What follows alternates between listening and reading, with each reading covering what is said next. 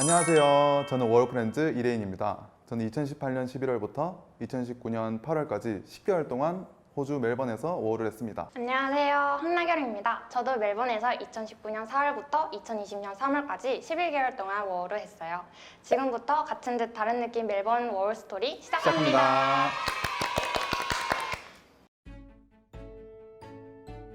우선 저 같은 경우는 5가지 체크리스트를 만들어서 그 조건에 맞는 도시를 찾았어요. 그 조건을 다 만족하는 도시가 멜버른이었습니다. 레이님은요? 저는 아는 지인이 멜번이 날씨가 좋고 호주가 영어권 국가이기도 하고 그리고 멜번이 예술 도시이기 때문에 저는 즉흥적으로 멜번으로 선택했습니다. 저는 호주로 떠나기 전 호주바다라는 한인 사이트를 통해서 숙소를 구했어요. 저처럼 사이트를 통해서 숙소를 구하시는 분들은 반드시 꼭 숙소 리뷰를 확인해 주셔야 하고요. 계약서도 반드시 작성해 주셔야 해요. 제가 직접 경험해서 얻은 교훈이에요.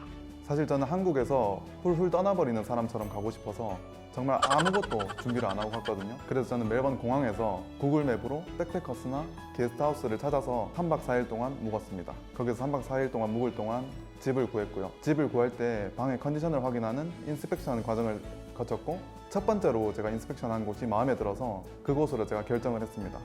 후에 제가 이사를 갈 때 다른 방들을 알아보니까 제가 처음으로 구한 집이 컨디션이 좋은 게 맞더라고요.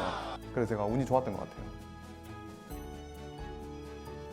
검트리라는 사이트가 집뿐만이 아니라 일도 구할 수 있는 사이트거든요. 그래서 온라인으로는 검트리에서 제가 일을 구하고, 오프라인으로는 제가 이력서를 뽑아서 여러 군데를 다니면서 마음에 드는 데다가 지원을 했어요. 근데 제가 이렇게 지금 얘기하는 게 당당해 보이지만 사실 처음에 일을 구할 때는 그 가게 앞에서 막 뺑뺑 돌고 그랬습니다.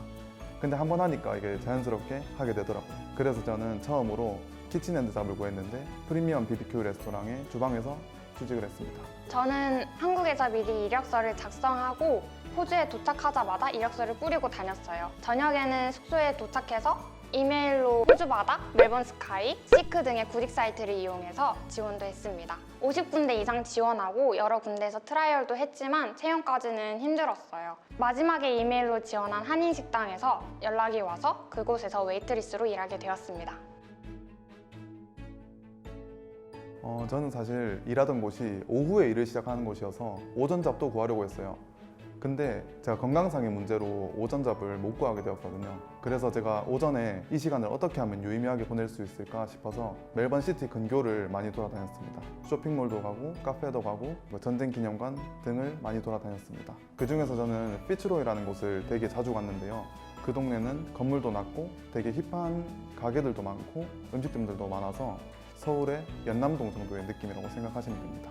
저는 주로 시티에서 친구들과 밥 먹고 술 먹고 하면서 시간을 보낸 것 같아요. 제가 또 애주가인데요.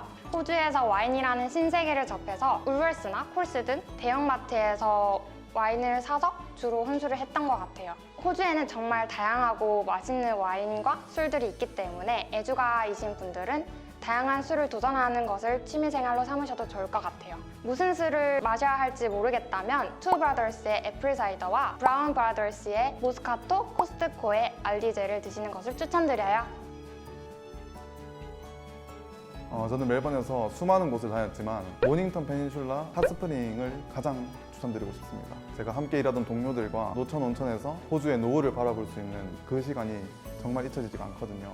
그래서 꼭 가보시는 걸 추천드립니다. 그리고 한 가지는 제 개인적인 추천 방법인데, 멜번의 랜드마크인 플린더스 스테이션에서 라인을 보시면은 마음에 드는 역 이름을 선택해서 즉흥적으로 떠나시는 걸 추천드려요. 제가 그렇게 떠나본 결과 안 좋았던 적이 한 번도 없습니다.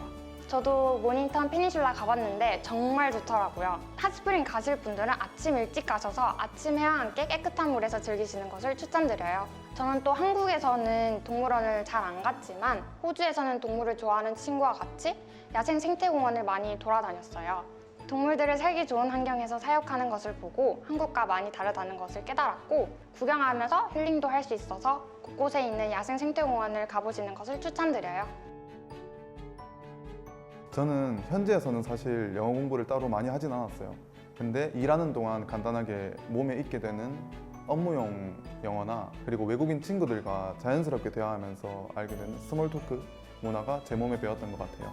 제가 한 가지 추천드리고 싶은 방법은 멜번 시티에서 랭귀지 익스체인지를 하시는 것을 추천드립니다. 주에 특정 요일에 특정 술집이나 카페에서 이루어지는 랭귀지 익스체인지는 미드업 어플을 확인하시면 되십니다. 저도 레인님처럼 영어의 어휘가 늘었다기보다는 말하는 게 자연스러워지고 모르는 어휘가 있더라도 문맥을 통해서 이해할 수 있었던 것 같아요. 저는 또한 휴일 같은 날 넷플릭스를 보면서 회화를 공부하기도 했는데요. 제 기준으로 제일 많은 도움이 되었어요. 무엇을 보고 공부를 해야 할지 모르겠다면 일하고 싶은 직종과 관련된 영화나 드라마를 보면서 공부하시는 것을 추천드려요. 저 같은 경우에는 제가 웨이트리스로 일할 때 웨이트리스 일을 하는 주인공이 등장하는 종류로 많이 봤던 것 같아요. 멜번의 재래시장이나 마켓 이벤트를 확인해 보시는 걸 추천드립니다. 저는 캠버웰의 썬데이 마켓이랑 빅토리아 나이트 마켓을 다녀왔는데요. 빅토리아 나이트 마켓 같은 경우는 다문화 시티답게 정말 다양한 국가들의 포장마차 음식을 맛볼 수 있는 곳이거든요. 나gel님은 나이트 마켓 가보셨나요? 아니요. 저는 항상 일하는 날 나이트 마켓이 오픈해가지고 단 한 번도 가지 못했어요. 대신 저는 야경을 많이 보러 다닌 것 같아요. 멜번에 야경 맛집인 유레카 스카이덱이 있는데 그곳은 방문객이 많아서 조금 아쉽기는 하지만 한번 가보면 계속 생각날 정도로 정말 괜찮은 곳이에요. 방문할 생각이 있으신 분들은 유레카 타워 홈페이지를 방문하셔서 운행 유무나 입장료를 확인하시고 가보시는 것을 추천드려요. 사실 워홀을 통해서 외국에서 산다는 것 자체가 큰 모험이라고 생각해요. 그런 면에서 봤을 때 저는 큰 준비도 안 하고 갔는데 멜버른이라는 도시는 교통시설도 좋고 다양한 문화가 공존하기 때문에 꼭 추천드립니다. 제가 처음에 보여드린 체크리스트처럼 이국적이고 한국인이 적당히 있는 곳을 좋아하시는 분들이라면 멜번에서의 워홀을 만족하면서 보내실 수 있을 것 같아요. 같은 멜번이지만 서로 다른 경험을 하기도 서로 비슷한 경험을 하기도 한 내용을 소개해드렸는데요. 호주 멜번으로 워킹홀리데이를 계획하시는 분들에게 많은 도움이 되는 영상이었으면 좋겠습니다. 그럼 다음에 만나요. 안녕.